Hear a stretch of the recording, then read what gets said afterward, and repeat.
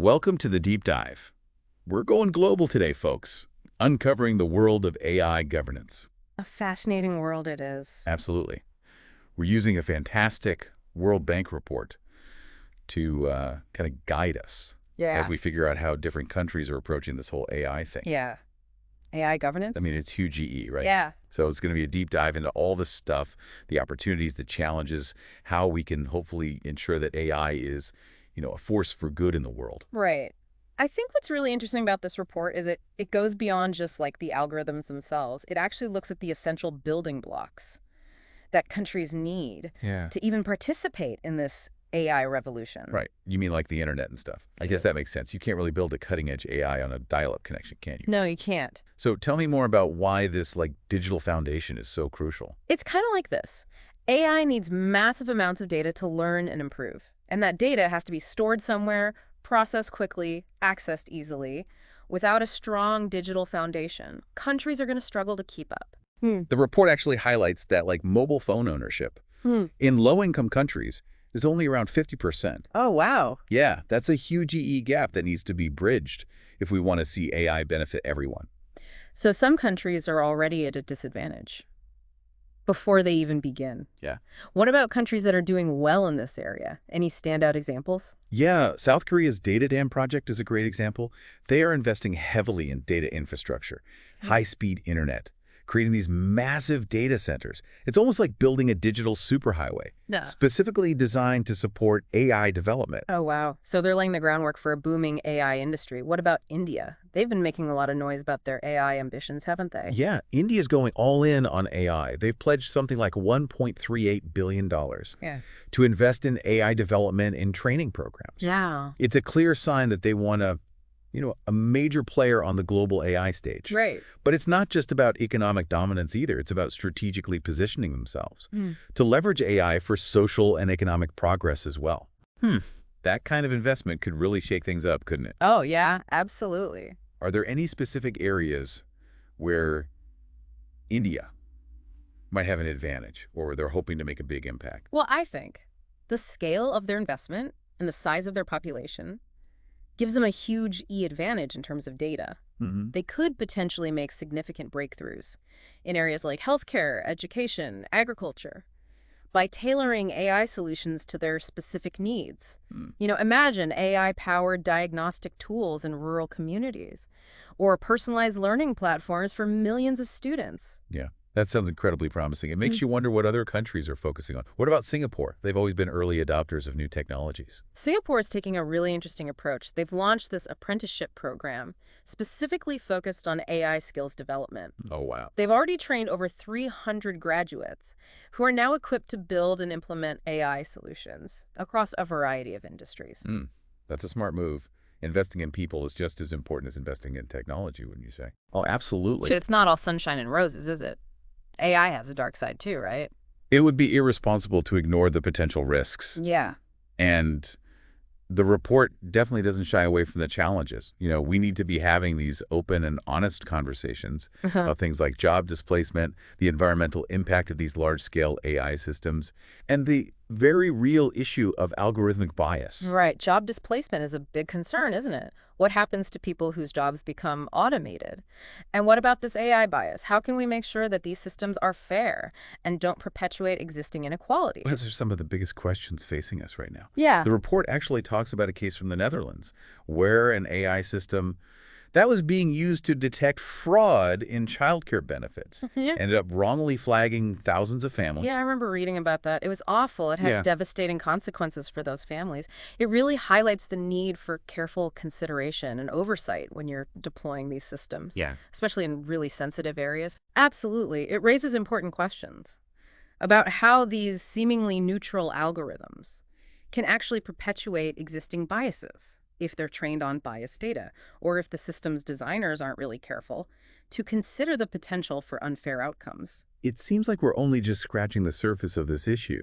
And to make things even more complex, there's this whole new issue of AI hallucinations, isn't there? How can we even begin to regulate something that can sound so convincing while being totally off base? AI hallucinations, they're a fascinating phenomenon, but they highlight the limitations of even the most advanced AI systems. These systems can produce outputs that sound completely plausible, but are factually incorrect. It's like they're making things up. But they do it with such confidence that it can be difficult to distinguish fact from fiction. Right. I mean, the example that the report gave about a medical chatbot giving like bad advice about heart attacks was pretty chilling. I mean, what can we do to prevent these hallucinations from having like real world consequences? Well, addressing this challenge requires a multifaceted approach. Firstly, we need to improve the quality and diversity of the data used to train these systems. If the training data is flawed or biased, the AI is more likely to produce nonsensical outputs. Another promising avenue is using reinforcement learning from human feedback. So basically teaching the AI to distinguish between accurate and inaccurate information by giving it feedback from us. That sounds promising. But before we get too deep into potential solutions, let's take a step back and talk about this whole open source dilemma. Is making AI models freely available a force for good or a recipe for disaster? This is where the conversation about AI governance gets really interesting. Open source AI models have the potential to democratize access to this powerful technology. Smaller players, startups, and researchers can benefit from existing models without having to start from scratch. Right. That sounds great in theory, but are there any downsides to this open source approach? The flip side is open source models also increase the potential for misuse. Malicious actors could potentially use these models to create harmful applications or spread misinformation. Right. So the challenge is to find the right balance between fostering innovation and mitigating the risks associated with open access. Sounds like we need some clear guidelines and regulations to navigate this complex landscape. The report does a great job of outlining. The key challenges to effective AI governance. We're talking about a lack of expertise within governments, the need to balance innovation with risk, and the inherent global nature of AI. These are not easy problems to solve. Right. But the report does offer a glimmer of hope by presenting a toolkit of potential solutions. Okay, this is where I get really interested. We've talked about the promise of AI, the potential pitfalls, the need for good governance. Now let's dive into that toolkit and explore the different approaches that countries are taking to shape a responsible AI future. Welcome back to the deep dive. Last time we kind of laid the groundwork, talking about the need for a solid digital foundation and some of the challenges of AI. But now I'm excited to dive into the specific ways different countries are tackling AI governance. It's like, how do we actually make this stuff work in the real world? Right. That's where the real meat of this report is. We're going to look at some real-world case studies and see how countries are using different approaches to shape their AI landscapes. Okay, so let's jump right in. Where are we headed first on this global AI tour? Let's start with Brazil. They're taking a really interesting approach, blending what's called soft law with something called regulatory sandboxes. Soft law and regulatory sandboxes. Those sound intriguing, but kind of vague. Can you break it down for me? Sure. So soft law refers to things like guidelines, ethical codes, voluntary standards. It's a way for governments to kind of nudge companies in the right direction without imposing strict regulations. Think of it like a set of best practices for responsible AI development. Okay, so it's like a gentle nudge towards doing the right thing. And what about these regulatory sandboxes? A regulatory sandbox is like a controlled environment where companies can test out new AI applications under the supervision of regulators. It allows them to experiment, gather data, get feedback before launching a product or service to the wider market. So it's a safe space for innovation, but you can try things out without fear of breaking the rules or causing unintended harm. I like it. What else is Brazil doing in the AI governance space? Well, they've actually drafted an AI bill that takes a two-pronged approach. It's both risk-based, meaning the level of regulation depends on the potential harm of the AI system, but it's also rights-based, meaning human rights are embedded into the very fabric of the law. It sounds like they're really trying to strike a balance between promoting innovation and protecting people's rights. That makes a lot of sense. Are there any specific examples of how they're implementing this? Well, the bill mandates things like impact assessments to evaluate the potential risks of an AI system before it's deployed. And they're also requiring companies to document how their systems work, which promotes transparency. Transparency is key, right? Yeah. Especially if we want to build trust in these systems. Absolutely. And Brazil is going even further. They're proposing a public database of high-risk AI systems. Wow. Yeah. The idea is to make information about these systems readily available to the public, which increases accountability and enables informed decision-making. That's pretty impressive. They're really taking this seriously. It makes me wonder what our neighbors to the north are doing. What's the U.S. approach to AI governance? Yeah. So the U.S. has historically taken a more hands-off approach, preferring to let industry self-regulate. Hmm. But in recent years, there's been a shift towards more active governance. So they're finally starting to realize that AI is too important to just leave it to the tech giants to figure out. I think so. President Biden actually signed an executive order on AI last year. That marks a pretty significant change in direction. It mandates a whole range of actions across various federal agencies, from assessing the national security implications of AI to setting standards for AI safety testing. That sounds like a pretty big deal. Are there any specific areas that this executive order is focusing on? One key area is consumer protection. The order specifically addresses the need to protect people from things like AI-generated deepfakes, Oh, right. which are these incredibly realistic but fake videos that could be used to spread misinformation or harm someone's reputation. Yeah, I've seen some of those deepfakes. They are really convincing. So the U.S. is starting to take a more active role in regulating AI. But what about the tech companies themselves? Are they just sitting back and waiting for the government to tell them what to do? Not necessarily. Many leading tech companies are actually taking proactive steps to kind of shape the AI governance landscape. We've already talked about ethical codes and internal review boards, but some companies are going even further, investing heavily in AI safety research and collaborating with each other to develop best practices. It's encouraging to see that they're not just paying lip service to responsible AI, but actually taking concrete actions. Yeah. But what about countries that have a very different approach to governance? Let's talk about China. They've been pouring a lot of resources into AI, haven't they? Oh, absolutely. China is undoubtedly a major player in the global AI race. They've made it very clear that they intend to become the world leader in AI by 2030, and they're investing heavily in research development and talent acquisition. With a population of over 1 billion people, they certainly have a lot of data to work with. That's right. That's a huge advantage when it comes to training AI systems. But it also raises some ethical questions about data privacy and surveillance. China has been experimenting with social credit systems that use AI to assess people's trustworthiness, which has sparked a lot of debate about the potential for misuse. It sounds like China's taking a very centralized and top-down approach to AI governance, which is quite different from the more decentralized approach we're seeing in the U.S. I'm curious to see how these two very different approaches will play out on the global stage. What other countries are worth highlighting? Let's shift our focus to the UK.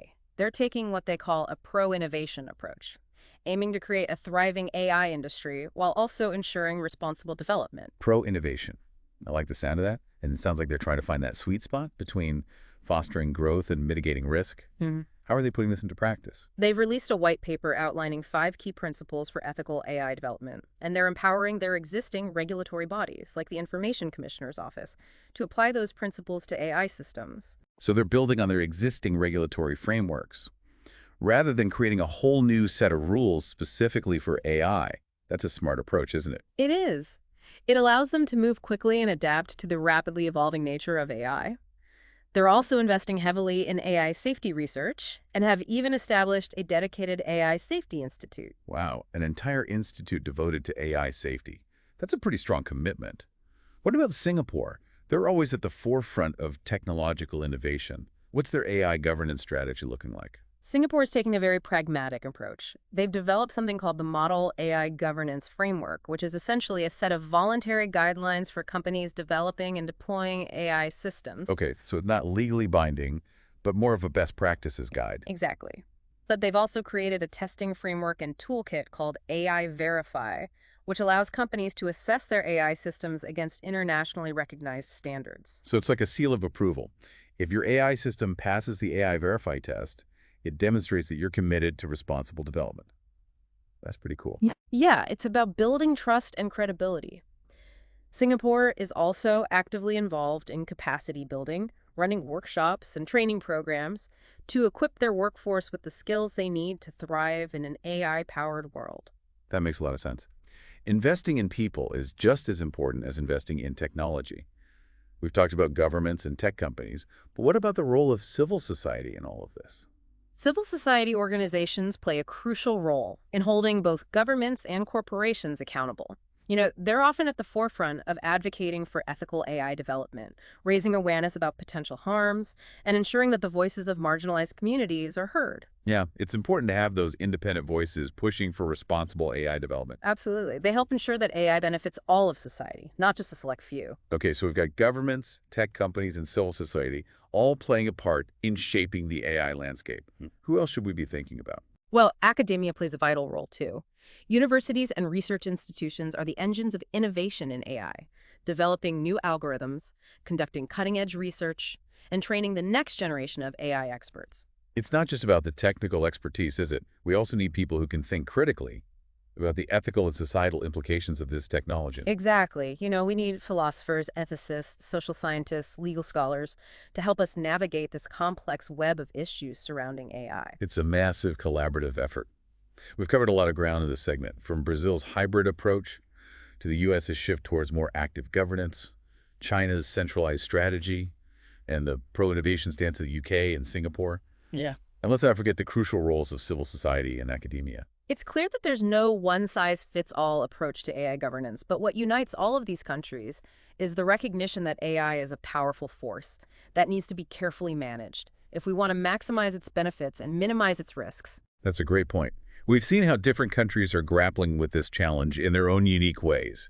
But now I'm curious to dive deeper into the specific tools and techniques they're using to make AI governance a reality.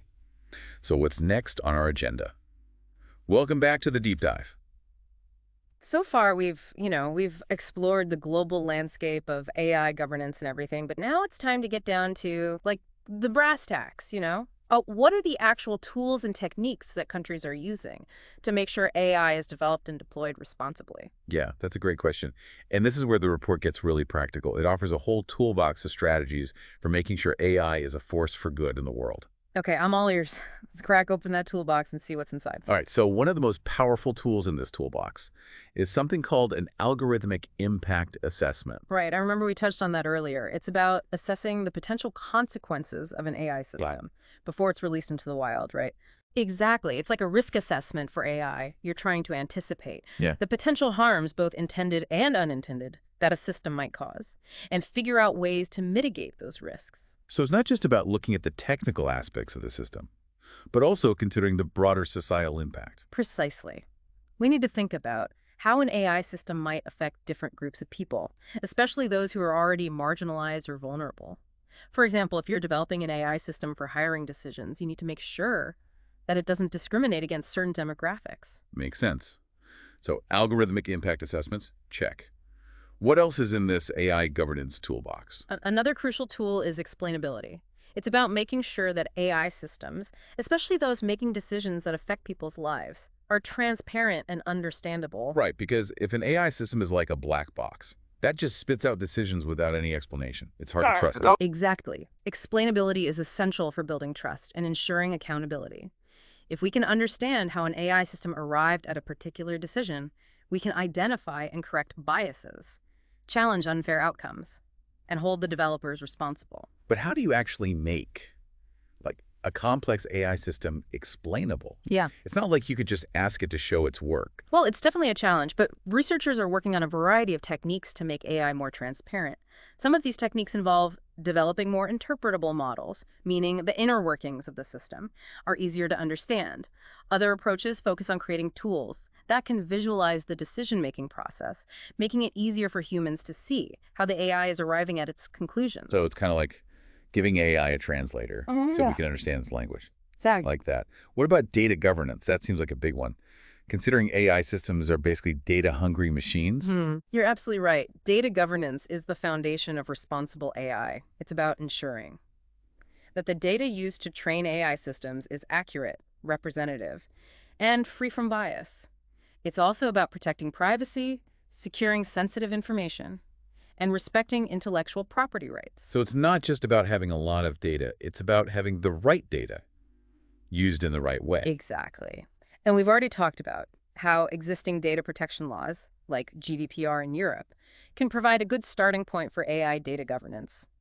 But we also need to develop new techniques that address the unique challenges of AI, like how to deal with massive data sets and complex Are algorithms. there any specific techniques that come to mind? One technique that's gaining traction is called differential privacy.